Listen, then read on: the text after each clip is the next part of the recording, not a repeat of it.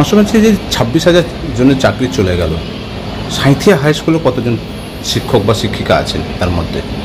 আমাদের এই কয়েকটার মধ্যে 4 জন রয়েছেন। এই 4 জনের মধ্যে একজন তো অন্যত্র চাকরি করতেন এই স্কুলেই, সেখানটা ছেড়ে বাড়ির কাছে আসার জন্য তিনি আবার পরীক্ষা দিয়েছিলেন, পেয়েছিলেন। তো সেটা যতদূর এখনও শুনছি, তার পুরনো চাকরিটা তিনি হয়তো ফিরে পাবেন বা কন্টিনিউয়েশন দেবেন। কোন কোন বিষয়ের? আমাদের কেমিস্ট্রি আছে 2 জন, আর হিস্ট্রি একটা, আর বায়োসায়েন্স একটা। এই 4 জন রয়েছেন। তো কতটা সমস্যা হবে এটাতে, যে 4 জন? সমস্যা তো অনেকটাই হবে, কারণ একসঙ্গে কেমিস্ট্রি এবং বায়োসায়েন্স চলে যাওয়া মানে, যেখানে আমাদের বিজ্ঞান বিভাগ রয়েছে উচ্চ মাধ্যমিকে এবং 100-র মতো ছেলে রয়েছে, সেখানে আমাদের প্র্যাকটিক্যালগুলো 2-3 জন টিচারের মাধ্যমে বিভিন্ন গ্রুপ করে করানো হয়। সেক্ষেত্রে কেমিস্ট্রি যদি 2 জন চলে যান, তখন একজন টিচারের পক্ষে 100 জনের প্র্যাকটিক্যাল সামলানো বা ক্লাস নেওয়া পুরোটাই একটা অসুবিধার মধ্যে তো হবেই। সেটা আগামী দিনে কিভাবে কাটিয়ে ওঠা যায় সে চিন্তা তো রয়েছে।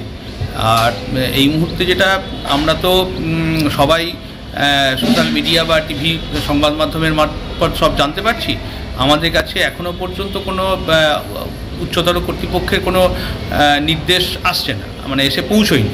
এবং আমরাও কনফিউজড এই মুহূর্তে, যে আজকে যেমন তারা বিশেষ কেউ আসেইনি, কিন্তু তারা যদি স্কুলে আসেন, তাদেরকে কি করব আমরা? যতক্ষণ আমাদের হাতে কোনো লিখিত অর্ডার না আসছে, তাদেরকে আমরা সিগনেচার করতে দেবো না, এটা বলা একটু মুশকিল। আবার সবাই সব জেনে গেছে, এরপর তারা এলে পরে সিগনেচার করতে দিলেন কেন যদি কেউ বলে, সেটাও মুশকিল। এবং আমরা চাইছি যে খুব তাড়াতাড়ি আমাদের নেক্সট হায়ার অথরিটি, মানে ডিআই অফ স্কুল, এই ব্যাপারে আমাদেরকে একটা নির্দিষ্ট দিশা দেবেন, একটা মেল পাঠাবেন।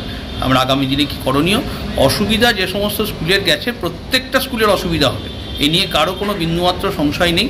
কিন্তু সেই অসুবিধাটা কাটিয়ে উঠতে হবে আমাদের, এবং সেটা কিভাবে কাটানো যায় শিক্ষা দপ্তর নিশ্চয়ই চিন্তাভাবনা করবেন আগামী দিনে। সরকার ভাবছেন কী করা যায়। আগামী 3 মাস তো আমাদেরকে অপেক্ষা করতেই হবে কি হয়।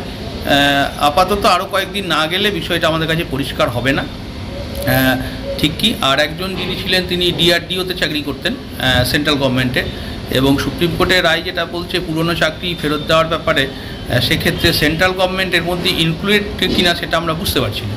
সুতরাং সেটা যদি হওয়া উচিত আর কি, তাহলে অন্তত আমাদের 4 জনের মধ্যে 2 জন একটু নিরাপত্তা থাকে তাদের। আর বাকি 2 জনের ক্ষেত্রে সত্যি আমরা কলিগ হিসেবে আমরা প্রত্যেকেই আমরা গতকাল থেকে বেশ আপসেট অবস্থায় আছি। মানে স্কুল এসে কাল পর্যন্ত তারা স্কুল করবে বলে এসেছিলো, ফিরে গেছে, আর আজ থেকে হঠাৎ করে যদি তারা নেই, এরকমটা শোনা যায়, পুরো স্টাফ রুমে একটা গুমট পরিস্থিতি তৈরি হয়েছে।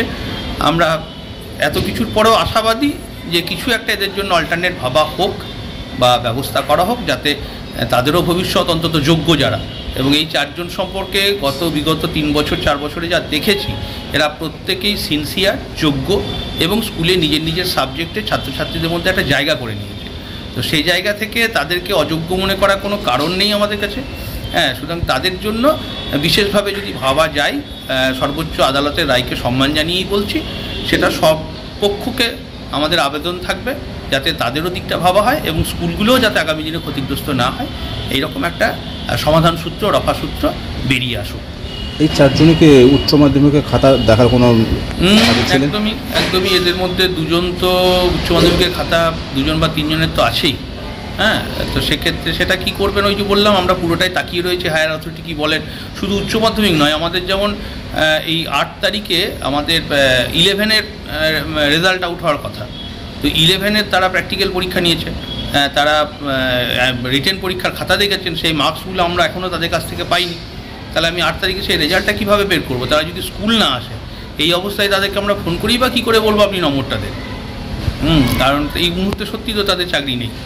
তো সংসদের কাছ থেকেও আমাদের আবেদন থাকবে এই বিষয়গুলোকে চিন্তাভাবনা করে এই ডেটটাকে একটু এক্সটেন্ড করার, অ্যাটলিস্ট 11-এর নম্বর তোলার ব্যাপার বা খাতা দেখার ব্যাপারটা।